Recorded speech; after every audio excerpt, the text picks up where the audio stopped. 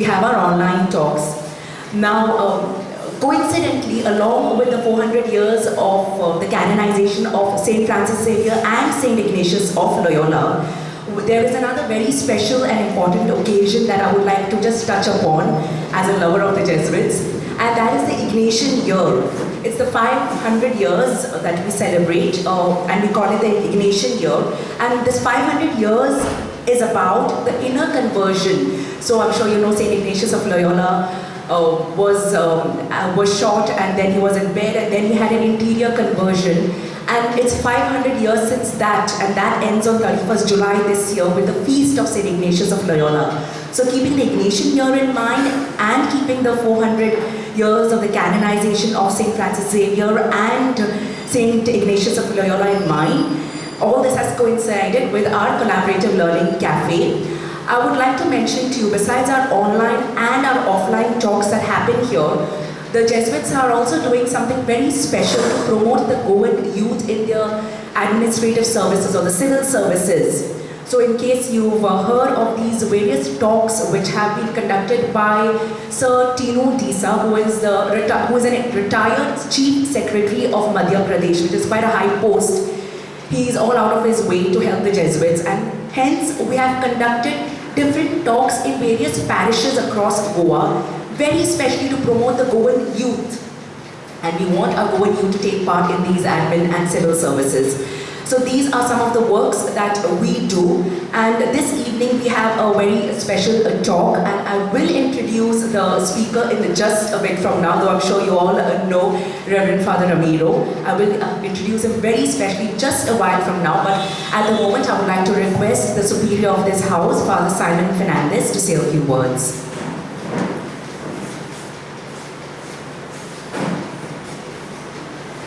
Good evening, friends. I feel honored to stand before you to welcome you for this program. CLC, as she mentioned to you all, has become an university. A wide range of topics, subjects are dealt with, and we have a wide audience also all over. It goes on YouTube, and I'm sure this is offline. And it's more offline, but Frederick told me that he's going to put it on YouTube also. So the many parents will benefit from this program. So this whole thing was conceived, thanks to the pandemic, this was conceived, this online university, CLC, reaching out to people with variety of subjects. So this is one of the subjects which we have offline today, that is Build Your Teenager. I think this subject, this topic, you people are dealing with practically at home, but you definitely require tips. And Father Dr. Ramiro is here with us to share his experience, because he is dealing with the youth as he is a professor in the college, at St. Xavier's College. So he's dealing with the youth, so he will have some practical tips to give to you all. Teenagers have their own problems. It is a transition from adolescence to youth. And this is a time they encounter various problems, and they don't know where to go to, whom to talk to. All of them want to say something. They feel that they need to talk to somebody, and somebody should listen to them. And that is why it is important for us to understand their problems, so that we can be friendly with them, we can understand them, and we can form them or build them. So, on behalf of the Jesuit House here and the members here and the society, I invite each one of you, I welcome each one of you to this program. I believe that this program is going to be very interactive and interesting also, because I know Father Dr. Ramiro, who is going to make it very interesting for you and helpful to you. So warm welcome to each one of you once again, and to Father Dr. Ramiro to address you on this topic. God bless. Thank you, Father Simon. And a very short introduction about our father. Well, Father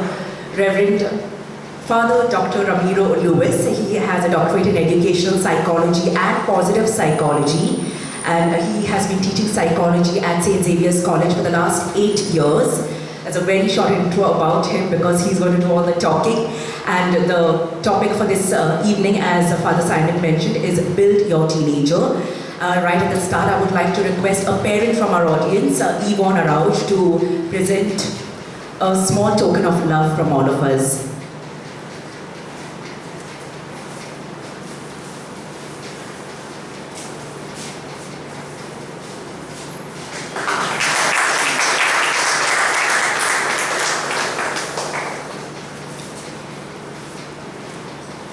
Thank you, Yvonne, and now it's over to Father Ramiro.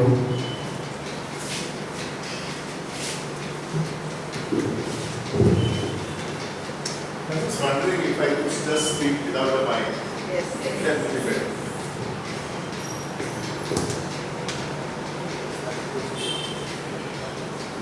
Oh. Sorry? Your camera. No, it's okay, Father. Carry on. Alright, so good evening to all of you. Okay, so whenever talks of this nature comes, we always feel that there is a problem. Like I asked some parents, do you know about this talk that is there? I didn't tell that I'm giving the talk. And that parent said, no problem with my teenager. I said, fine, so very good. So after a few parents told me this, like, I don't have any problem with the teenager. Then I said that the ones who are coming are having a problem, right?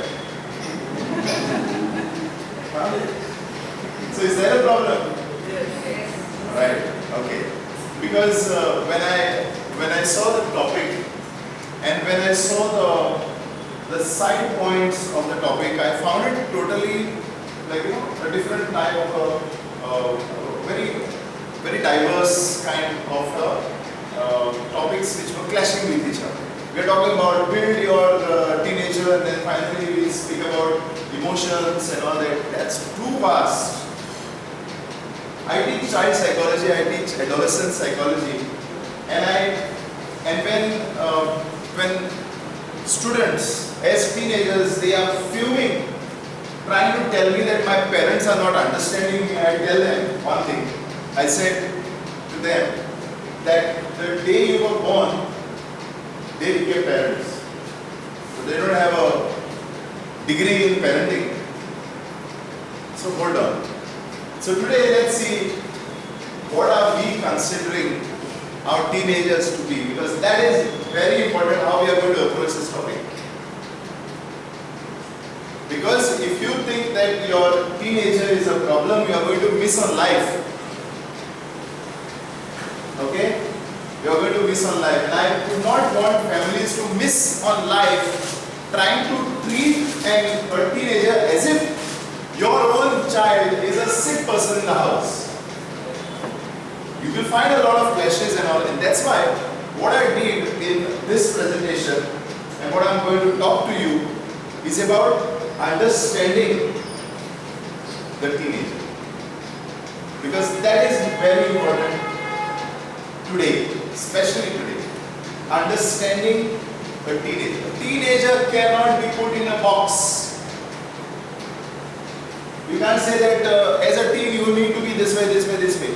Because the exploration that takes place during the teenager time is something that will never come to our generation, because they have crossed in a different box and they are totally exposed to a totally different life. So I would say to build up, I'll get this off.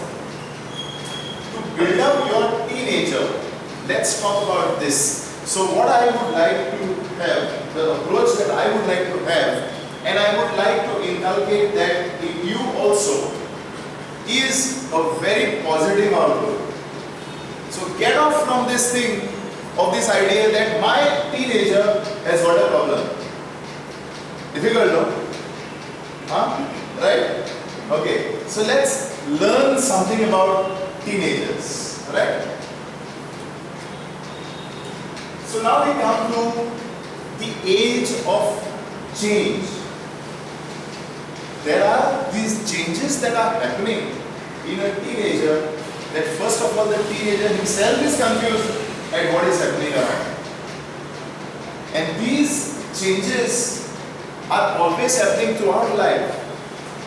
Throughout life. When you talk about teenager as a problem, there is a counter question that is there. Which part of life is not a problem? Childhood is not a problem. Old age is not a problem. Midlife is not a problem. Every age comes with its problems. But we cannot look at life as a problem, but life has to be understood as a celebration, and the celebration of these three things that are happening in every person at every point of time, and that affects more our teenagers. So the first set of changes that are taking place are the physiological changes. So a person, the teenager, is going through a blast of changes in the body. Alright? And these changes are taking place when the child can question, what is happening to me? What is all this that is happening to me? As a child, the little one cannot question. You saw the child crawling, right? You saw the child falling on the other side. You saw the child crawling. You saw the child trying to hold a chair and get up, stand up. Perhaps that chair could be your leg. Okay? Try to stand up. The child would never say, what is this happening to me?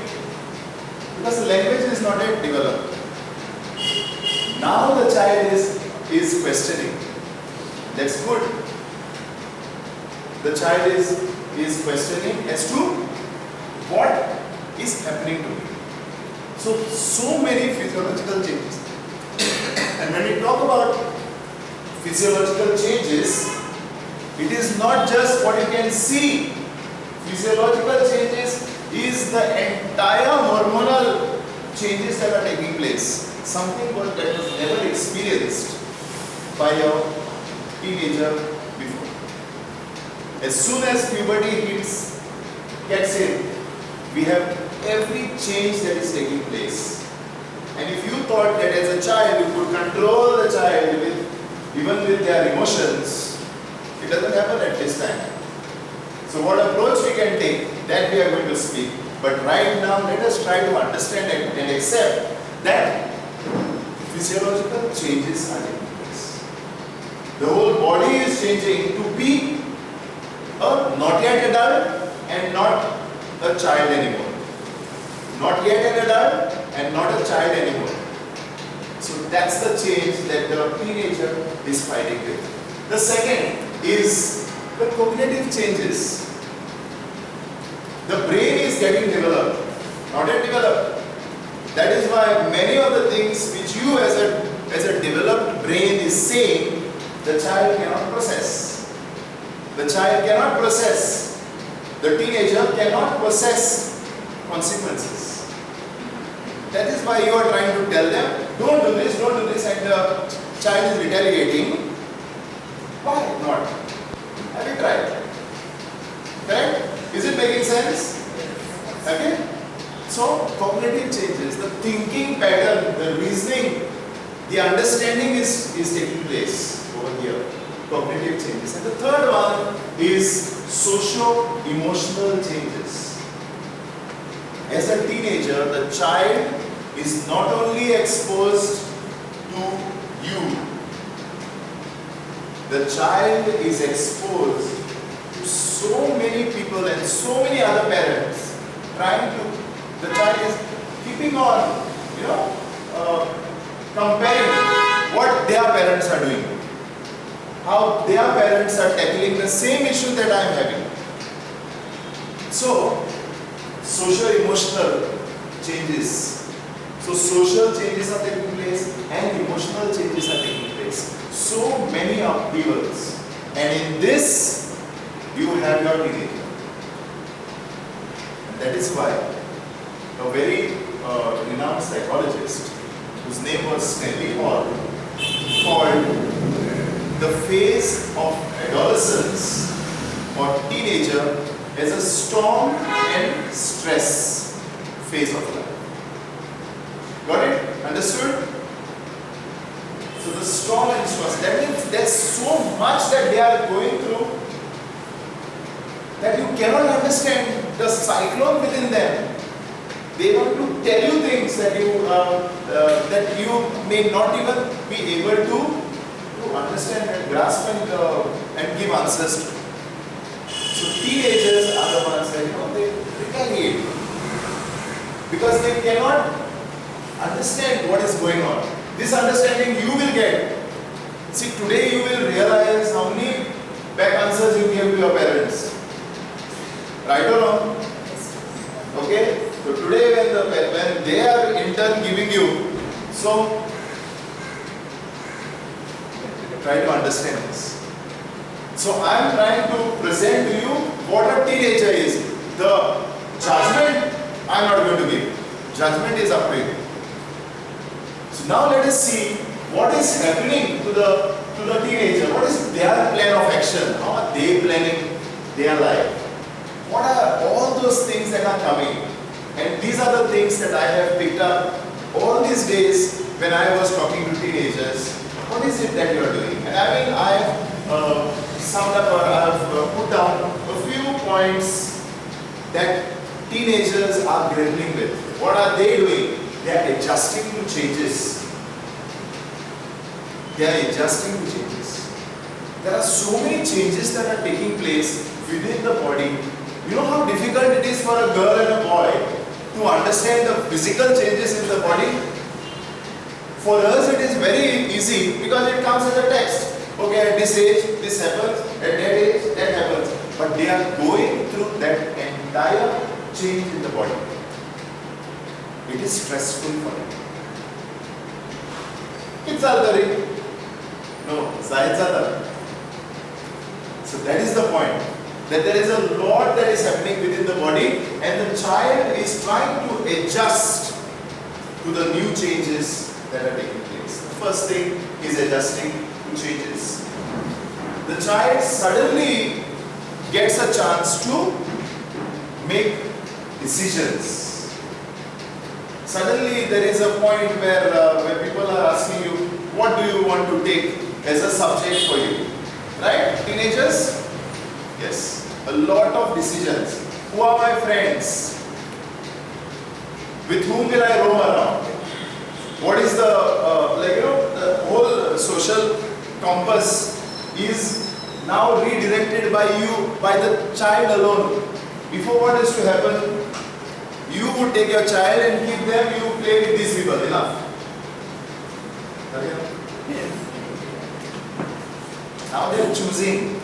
They are making their decisions. So you put them in first standard and all the subjects that were there in first standard to 8, 9, 10, they took without any questions, right? Afterwards they would, why arts? Why science? Why should I do?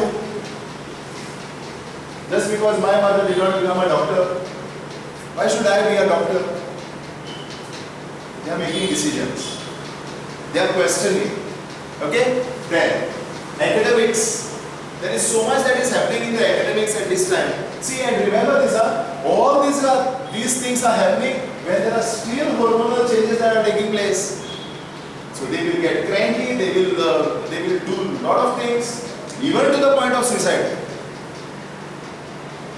They will do a lot of things. Extreme will be suicide. But let's not get there. So I will give you an approach to look at adolescence. Okay? So academics, so many changes are taking place within the child's purview as far as academics is concerned. Like today, our teenagers at St. Xavier's College, they are battling it out because they are not getting the subject that they want. The parent is telling the child, "Aso kar tu," but the child today is turning to the parent and saying, "Tu kar." Because that is not what I want to do in life. It's a very important decision. Like there are students right now who are changing colleges because they are not getting English. And the parent is telling you take political science. But I want to be an English teacher with political science. I cannot pursue. So it looks like a very easy thing for us when we say that, okay, do it. But for them, it is a crashing of their dream. And that is very important. We have to understand from and it's very difficult for us to understand their perspective to understand. That's why I will give you an approach. So, academics, there are relationships. Different people they are meeting as they go out as teens. And what is happening is that they are exchanging so many views, they are enjoying, sometimes they are enjoying the friends more than you. That hits us. Huh? Worst, and most of the time at worst is this. For child psychology, I use this, this example. I tell them, see, when you were a child, there is something called an adjustment that happens. The adaptation or attachment that happens. So I tell my students, I tell them, see, when you were a child, you were crying when the parent would go out. Remember what natak you had to do? If you had to go to the doctor, if you had to go to the market, remember so much of hangama like that child would do. Cry and all, tantrums and all. Mama is going, the dada is going. I tell them, now at your age, when you see your parents at home, you start crying. Please go somewhere. Either you go or I'll go out. But these are changes that are happening. Because of these relationships, suddenly they find comfort, and there's nothing wrong in that. If they find comfort in friends, and if they can adjust their turmoils and their stresses with friends or with some person who they would consider as a mentor, why should parents be abused? Should not. What is the influence? Pardon? What is the influence that they have? Are wrong. Right. Yeah. It's not correct. It's not correct. We will come to this. Because this is the negative part of it, which we need to, we need to feed them with this, with the choices which they make. And the problems that occur is with this, with the choices that they make, which you don't like. Because you know that the outcome of this choice that they are making, because you already have your frontal cortex already of the brain already formed, you can understand the consequences. They cannot understand. And that is why you try to, tell the child, oh, this is not right, not right, not right, not right. Why? Because you have understood it. The child has not understood it. That's why we are trying to understand the mind of the child. Okay? So, relationships. Then there are peers. Suddenly there are these friends who become most important in life. The teachers also, even in the childhood, there were a lot of things which you would tell, and one thing the teacher tells them, and that becomes the most important thing. Teacher told me to write this way. Or teacher told me to put the paper in the dustbin. And you as a parent will say, "Arey Baba, I was telling you the same thing." Got it? So peers, once again, coming to the peers, the friends become very important. And we have all gone through this stage. We have all gone through this stage where parents suddenly assumed a lot of importance. Okay, I'll tell you what one child today told me right in my room in front of her parent. He says, she told me that, I have to be very cool in front of my peers and very good in front of my parents. Did you understand this? The whole battle, and that's why I told that child also, and being cool in front of peers and being good in front of parents sometimes is a big journey for them. Quite a big journey. But what is important, we will get to that. So I would like the session to end with this. How do we act on it? First, let us just understand the problem. Okay, so the parents. Then there is career. What do I do? Third years don't know what they need to do. They have crossed their teenagers, still they don't know what to do. They're scared about it. Children right from their teens are building up their dreams. Sometimes the dream could be something that is really like mind-blowing. one of my relatives I was trying to tell that that your child doesn't want to do that 9 to 5 job.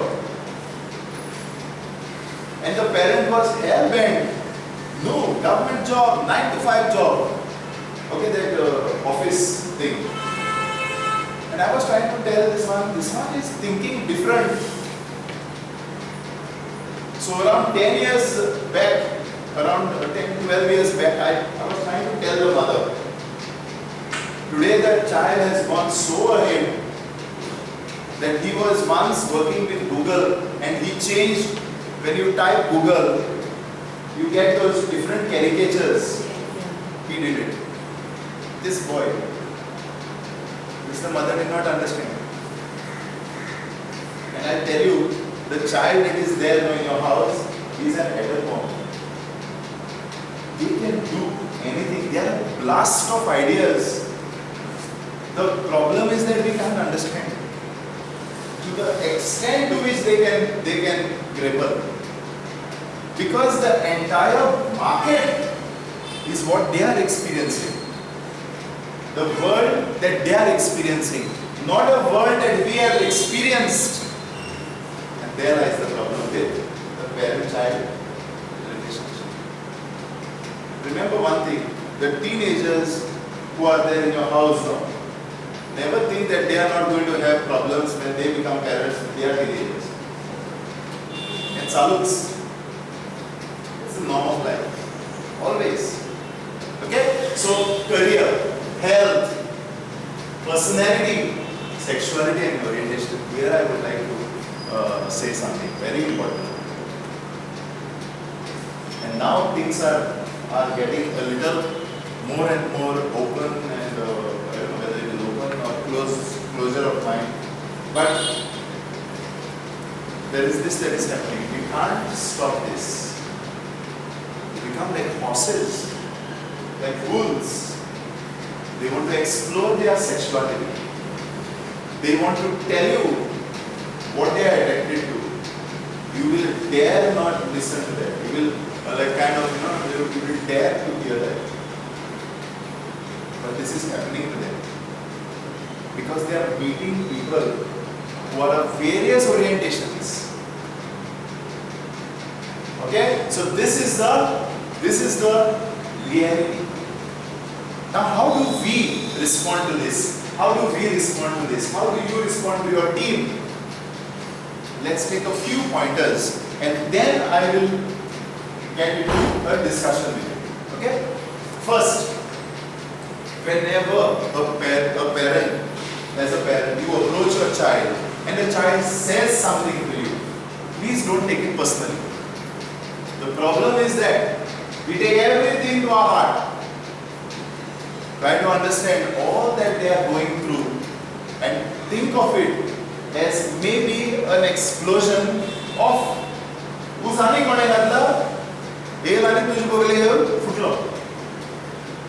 Try to understand how much they are going through. Like you remember the story of that of the boss, of a boss who shouted at the employee. Okay, yeah. The employee comes home, shouts at his wife. The wife shouts at the elder one. The elder one shouts at the younger one. And the younger one, who to shout at, goes and kicks the dog. Now what the dog has to do with what the boss said? But the dog will not sit and think, what the boss said. Nor will the child start sit and thinking, like, what is this that is happening? In the same way, sometimes we may also not understand where the explosion has taken place. It has erupted. Or where the explosion has been initiated. It has erupted in front of you. And sometimes, to all their frustrations, they want to bring it out on the most significant person of their life. And many times that is parent. Okay, there is a psychological kind of this intervention here, which I would like to tell you, is that whenever in a group, okay, something happens, anything, like a person like I, for example, I make a very important point, or I feel really ashamed, somebody puts me into shame, okay? At that moment, I will look into a crowd, I will look at one person into this crowd, any person, not here, I'm just telling you, they will look at the person who is the most significant person in their life, as that person seen it, for approval or for comfort. Okay? So sometimes they will come and erupt in front of you. And that is the time that you need to understand. Okay, we'll come to that. So don't take it personally. Don't go into depression saying that my child, so many things I did for my child, and today this child is doing this for me. Don't take it personally. If the child is going through a problem, it is his problem, not yours. Then you will say, don't take too much of, my point over here is that, don't try to take too much of control over everything that is happening. You can't control yourself sometimes. Don't think that you will be able to control a child. Very difficult. And when it is a teenager, no. They will like, those huge dogs who will take you with the chain. They are like that. Okay? So try to understand that child can have problems. That child can have an explosion in their life. Okay? So don't take it personally. And the more you take personally, you know what is going to happen? If you take it personally, will the child get diabetes? You will get diabetes. Got it? So you will have problems. Not the child. The child explored it and he mended himself and to kya laab raha hai kama? Bolte tu chitun are izale mujhe chedya. Got it? Okay? So don't take it personally. First thing, nurture them, don't nag them. So good.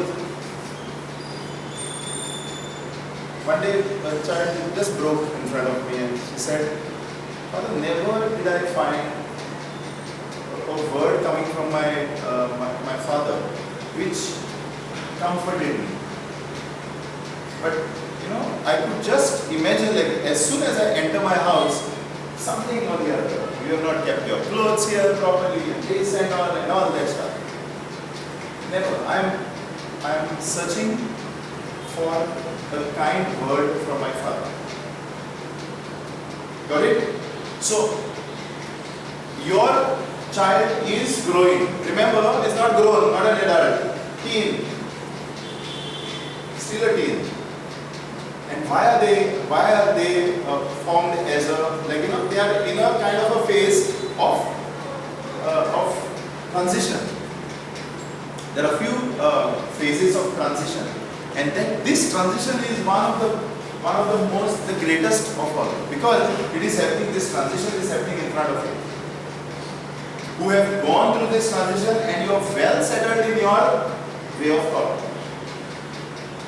Okay, so nurture them, don't nag them.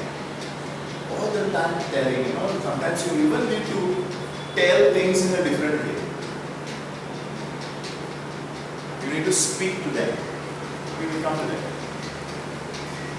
At their worst, remember, they need you the most. When they feel bad, when they feel down, you must be you should have this aim that my child, when in trouble, should come to me and nobody else. If that happens, it's the greatest thing.